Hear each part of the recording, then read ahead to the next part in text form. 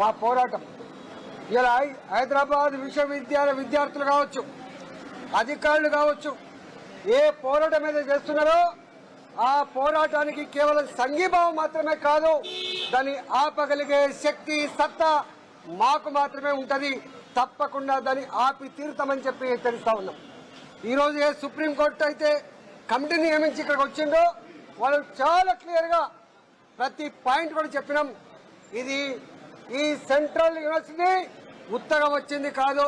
తెలంగాణ ఉద్యమంలో 1969లో 370 మంది ముక్కు పచ్చని ముద్దు బిడ్డలు ప్రాణ త్యాగం చేస్తే 6 పాయింట్ ఫార్ములాలో భాగంగా వచ్చిన విశ్వవిద్యాలయం ఇది. ఆనాడు ఎడ్యుకేషన్ సెక్రటరీ ఇచ్చింది ఆ భూమి, రెవెన్యూ డిపార్ట్మెంట్ ఇచ్చింది ఆ భూమి. ఈ టెక్నికాలిటీస్ కాదు బిడ్డ. ఈ ఆనాడు 2385 ఎకరాల భూమి ఆనాడు ప్రభుత్వ పరంగా కేంద్ర ప్రభుత్వ సంస్థ అయినటువంటి హైదరాబాద్ విశ్వవిద్యాలయానికి ఇచ్చిన భూమి. ఆ భూమిని టచ్ చేసేటువంటి అధికారం ఎవరికి లేదు. మధ్యలో ఒక ముఖ్యమంత్రి గారు ఆ పని చేస్తే మళ్ళీ వచ్చిన ముఖ్యమంత్రి గారు దాన్ని రద్దు చేశాడు. ఎవరైతే 400 ఎకరాల భూమిని రాయించుకున్నాడో వాడే కోర్టుకు పోతే హైకోర్టే ఇది విశ్వవిద్యాలయ భూమి, ఇది నువ్వు తీసుకోవడానికి వీలు అని చెప్పి రద్దు చేసింది హైకోర్టు. మళ్ళీ ఆయన సుప్రీంకోర్టుకు పోతే సుప్రీంకోర్టు కూడా దాదాపు 2006లో ఈ కేసు మొట్టమొదటిసారిగా కోర్టుకు పోతే 2024లో మొన్న వచ్చింది. రేవంత్ రెడ్డి అంటున్నాడు నేను కొట్లాడినని. నువ్వు ఎప్పుడున్నావు బాబు? 2006లో నీవున్నావా? 2014 నీవున్నావా? ఎవరు ముఖ్యమంత్రులున్నా ఎవరు పట్టించుకోకపోయినప్పటికీ సుప్రీంకోర్టే ఇది అన్యాయం అని చెప్పి ఆ భూములు ఇవాళ విశ్వవిద్యాలయ భూములు అని చెప్పిన తర్వాత దాన్ని అడ్డంగా అమ్ముకునే ప్రయత్నం చేస్తా ఉన్నా. నేను అడుగుతా ఉన్నా, ఇక్కడున్న ముఖ్యమంత్రికి కనీస జ్ఞానం ఉందా అని చెప్పి అడుగుతా ఉన్నా. ఆనాటి ఆంధ్రప్రదేశ్ రాష్ట్రం వాటా చట్టం తెచ్చింది, వాటర్ ట్రీ ల్యాండ్ యాక్ట్ తెచ్చింది. ఇవాళ ప్రైవేటు వ్యక్తులు తన ఇంటి వద్ద ఒక చెట్టు కొట్టుకుంటే కూడా పర్మిషన్ తీసుకోవాలి. కానీ మరి నువ్వు 400 ఎకరాలలో కొన్ని వందల జింకలుండగా, కొన్ని వేల నెమలుండగా, అనేక రకాల పక్షులుండగా, అనేక రకాల మెడిసినల్ ప్లాంట్స్ ఉండగా ఎవడబ్బా జాగిరని చెప్పి చట్టం నీకు వర్తించదా? చట్టాన్ని నువ్వు ఎట్లా ఉల్లంఘిస్తావు? ఏ చట్టాన్ని అయితే ప్రభుత్వం చేసిందో అదే చట్టాన్ని ఉల్లంఘించి 100 డోజర్లు పెట్టి 100 మంది పోలీసులను పెట్టి విశ్వవిద్యాలయ విద్యార్థుల రక్తాన్ని కళ చూసి ఇవాళ 150 ఎకరాల్ని ఇవాళ కొట్టేసి ఇలా 100 జింకలు. అల్టిమేట్ డెమోక్రసీలో ప్రజా కోర్టే పెద్ద కోర్టు. ఆడికే పోతాం, ఆడిని చెప్తాం ఇద్దరు దొంగలు తోడు దొంగలు కుమ్మక్కైనారని చెప్తాం. ఏముంది అందులో? అంత టెన్షన్ ఎందుకు బ్రదర్? దొంగ చేతికి నేను ఇప్పుడు తాళాలు ఇవ్వదలుచుకోలేదు. దొంగ అని చెప్తున్నా. ఆయనకు తెలుసు నేను ఎవరి గురించి మాట్లాడుతున్నా, ఆయనకు తెలుసు. ఒక్క నిమిషం తొందరపడకండి. దొంగ చేతికి తాళాలు నేను ఇప్పుడే ఇవ్వదలుచుకోలేదు. ఆయన ఎవరో ఆయనకు తెలుసు, రేవంత్ రెడ్డికి కూడా తెలుసు. ఇంకా నేను ఎక్కువ చెప్తే మీకు కూడా క్లూ వచ్చేస్తుంది, మీరు పట్టేస్తారు. మీరు చాలా తెలివైన వాళ్ళు ముందే. ఈ దేశం ఎట్లుందంటే రమణ ఒక్క నిమిషం రమణ ఒకవేళ లోన్ అడిగితేనేమో 100 డాక్యుమెంట్లు చెక్ చేస్తారు. అదే ఒక పెద్దవాడు ఆర్థిక సంపన్నుడు లేదా బాగా కనెక్టెడ్ ఉన్నవాడు అడిగితేనో నిమిషాల మీద నీకు అసలు ల్యాండ్ ఉందా లేదా కూడా చూడకుండా ఇస్తారు. ఇవాళ జరిగింది ఇక్కడ అదే. That is exactly my point.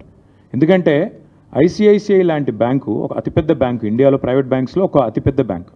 అలాంటి బ్యాంకు 400 ఎకరాలు నీకు ఇస్తున్నాను అంటే అసలు ఓనర్షిప్ అసెటైన్ చేసుకోకుండా, ఫీల్డ్లో అసలు నీకు ఉందా లేదా నీ చేతుల్లో భూమి అని చెప్పుకోకుండా వచ్చి ఇచ్చేస్తారా 10,000 కోట్లు? ఎందుకు జరిగింది ఇది? మధ్యలో ఉండే బ్రోకర్కి ఇచ్చిన 170 కోట్ల లంచం, రేవంత్ రెడ్డి ఆ బీజేపీ ఎంపీ కలిపి ఆడిన నాటకం, పైనుండే కొంతమంది అధికారుల సహకారంతో ఆర్బీఐతో ఉండే ఒక అంతర్గతమైన దాంతో చేశారు ఇదంతా. అందుకే నేను అంటున్నా సీరియస్ ఫ్రాడ్ అని ఎందుకంటున్నా, ఎస్ఎఫ్ఐఓ ఇన్వాల్వ్ కావాలని ఎందుకంటున్నా. 10,000 కోట్ల ధనం ఇవాళ ఐసిఐసిఐ ఇవ్వడము తప్పు, అది కూడా నాది కాని భూమిని నేను తనఖా పెట్టడమే తప్పు కదా. కాబట్టే ఇవాళ we are asking for an enquiry.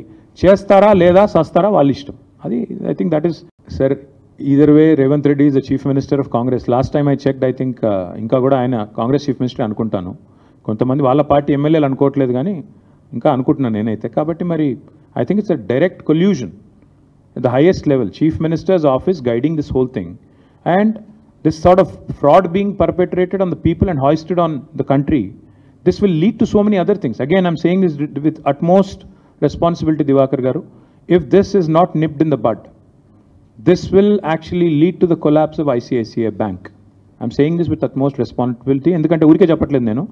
10,000 కోట్లు అట్లా యాదృచ్ఛికంగా ఊరికే ఎవరు అట్లా ఇచ్చేయరు, అట్లా ఇచ్చేయరు నార్మల్ కోర్సులో, కానీ ఇక్కడ ఇస్తున్నారు. అంటే దీని వెనకాల ఎంత పెద్ద కుంభకోణం ఉందో దాన్ని బట్టి మీరు అర్థం చేసుకోండి. దొంగలు ఎవరెవరు తిన్నారు, ఏమేమి తిన్నారు, బ్యాంకులో ఎవరు ఇన్వాల్వ్ అయ్యారు, బ్రోకర్ ఎక్కడున్నాడు, రేవంత్ రెడ్డి వెనకాల ఉన్న వాళ్ళు ఎవరు, ఇవన్నీ కూడా బయటకు వస్తాయి. ఇన్వెస్టిగేషన్ అయితే స్టార్ట్ అవ్వనివ్వండి. మొత్తం నన్నే you want me to be the judge and jury right now? Absolutely not just SEBI. I'm saying CVC, SEBI, everybody is competent to intervene in this.